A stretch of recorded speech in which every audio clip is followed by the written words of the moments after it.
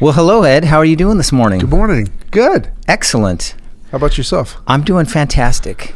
So we are here at the 46th Annual IPMI Conference, and we're in the beautiful state of Florida. We're in Orlando.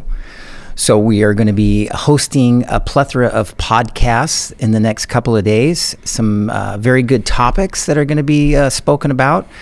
So this morning, I'd just like to say hello and see how you're doing. Anything on your mind this morning? Welcome to Florida. Welcome. The humidity is real. Yes, it is. Yeah. It's Why about, am I wearing a long sleeve shirt? Yeah.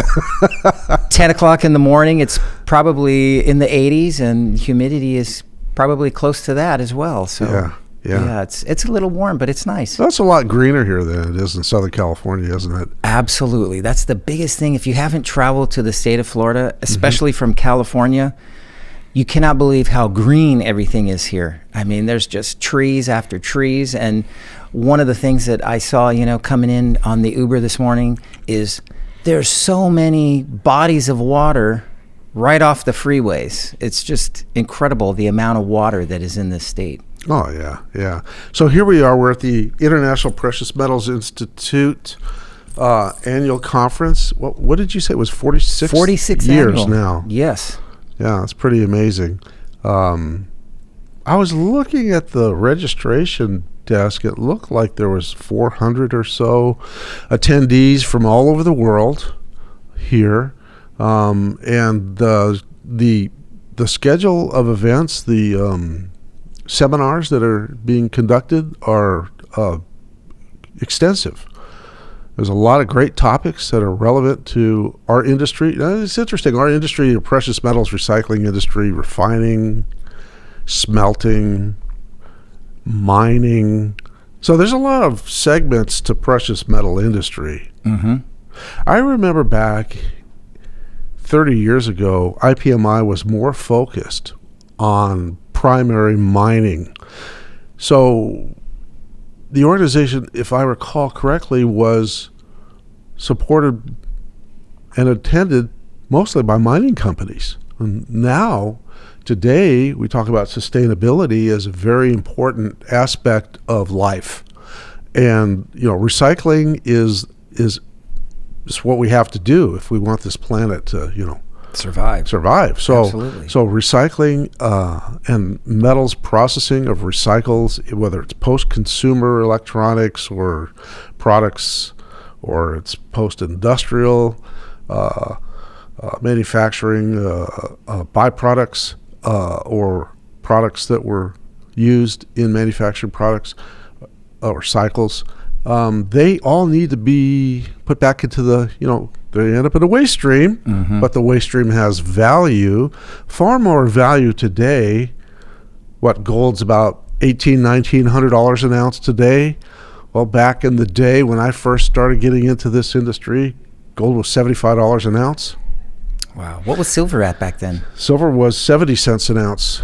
Wow. Back in the 70s, in the mid-1970s. And but when I really got active was in the early 1980s, and then we were seeing gold run up in the 1980 peak about $850 an ounce, and silver $50 an ounce, and then of course it went down from there. That was just a speculative run, and so I would say that for at least a decade, gold averaged about $350 an ounce, but that, in the 80s, $350 an ounce versus in the 70s, from $35 to $75 an ounce to $150, trading in those ranges. That's quite a run. Absolutely. For 40 years ago. Big increase. Yeah. But today, at $1,900 an ounce, that low-grade circuit board still has the same value as high-grade circuit board did back then. Right, it's relevant. It's all relevant to the underlying commodity value, right? Absolutely. And so we talk about the PGMs. When I first got involved with manufacturing, we were manufacturing palladium sputtering targets for the defense industry, for the Reagan Star Wars initiative, right? Mm-hmm. We were buying 100-ounce palladium ingots at $75 an ounce. Wow. And we used a lot of it to manufacture the product for the vacuum deposition machines and the sputtering process. Today, palladium is in the $1,900 to $2,200 price range. Yeah. That's a big difference from $75 to $2,000 an ounce. Yeah, I'll say. So the waste streams from post-consumer, post-industrial scrap are still high value, even though over the decades, engineers have figured out how to thrift.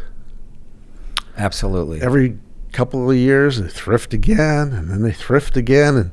And so the loadings of precious metals in these items get skinnier and skinnier. They're decreasing and decreasing. Yeah. We see that in our sector, especially processing the oxygen sensors. But and I was discouraged at one point early in my career when I began to see this occur. And I thought, oh, this is going to be a terrible industry to be involved in, right? Little did I know that the underlying commodity values were going to do just the opposite. Less precious metal at a higher valuation.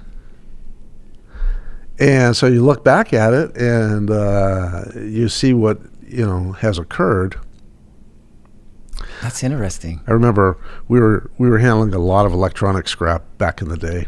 And you could tell by looking at the circuit boards, first generation, third generation, fifth generation, from a scrap perspective, right? From a processor perspective, what the values were. And we always looked at, the gold tracers on the circuit boards and the gold ICs, integrated circuits, and you don't see that anymore. You don't see the heavy gold tracings.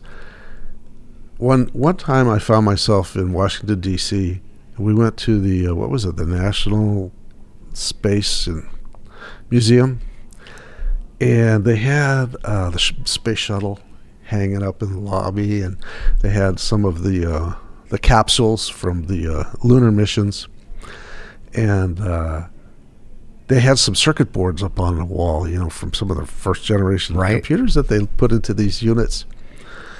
And there's those circuit boards with all the gold tracers, and boy, did they load the gold on those circuit boards because they needed reliability, right? Absolutely. Brought back a lot of memories. I said, we shredded a lot of those circuit boards. I remember seeing a lot of those back in the day. Can't even imagine what they would be worth today. Oh, yeah. From a scrap valuation perspective. Right. Hundreds of dollars in the per pound. amounts that were in those circuit boards, absolutely. Yeah. But so here, I see that there's manufacturers of equipment that are in the exhibit halls. We talked to one group this morning. They manufacture recycling equipment for recyclers of, say, catalytic converters. This industry that we're involved in. I saw another manufacturer that was fabricating, say, melting equipment. There was a couple of them there.